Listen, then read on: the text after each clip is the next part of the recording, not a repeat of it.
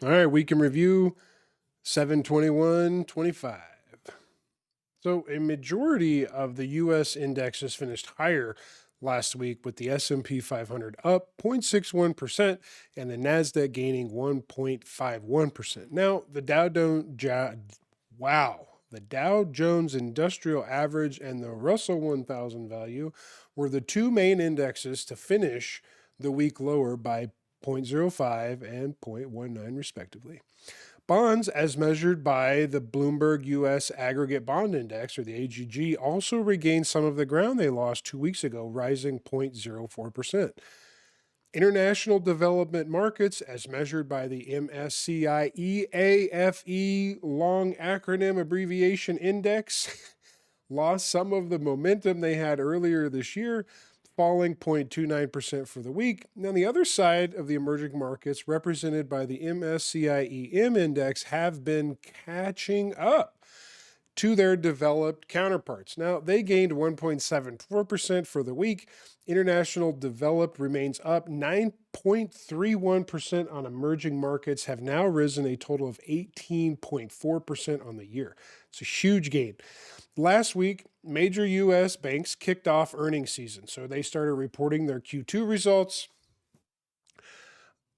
But this week brings more sectors and industries, more importantly, Alphabet Inc., or Google, GOOG, kicks off tech earnings on Wednesday this week. Upcoming economic releases. It's a pretty light week for economic releases. However, on Thursday, July 24th, investors will get additional insight into the housing market, building permits, new home sales will provide insight into homeowners' appetite for building new homes given the current mortgage rate backdrop. Additionally, investors will get a look at the market PMI, or the Purchasing Managers Index, and how the manufacturing and services industry are coping with tariff uncertainty. This followed up on Friday, July 25th, with the Durable Orders Report, which will update the market on whether companies continue to front-run any future tariff hike on countries they currently import from. Now, let's talk market outlook.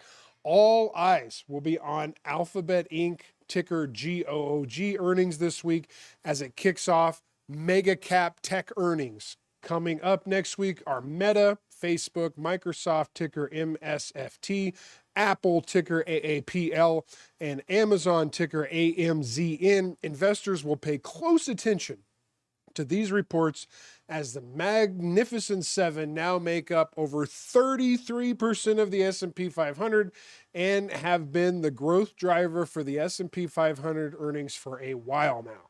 Tariff uncertainties remain in the headlines, but the European Union remains optimistic for a potential deal.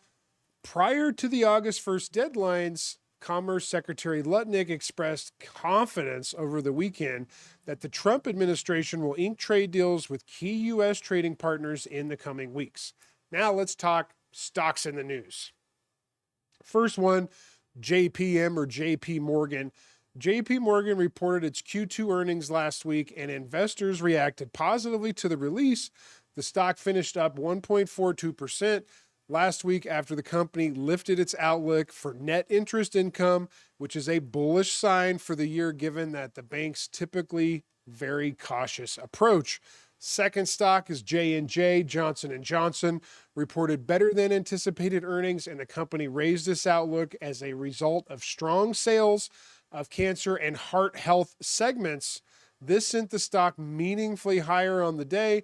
For the week, the stock rose 4.34%. That's your week in review. We'll see you next time.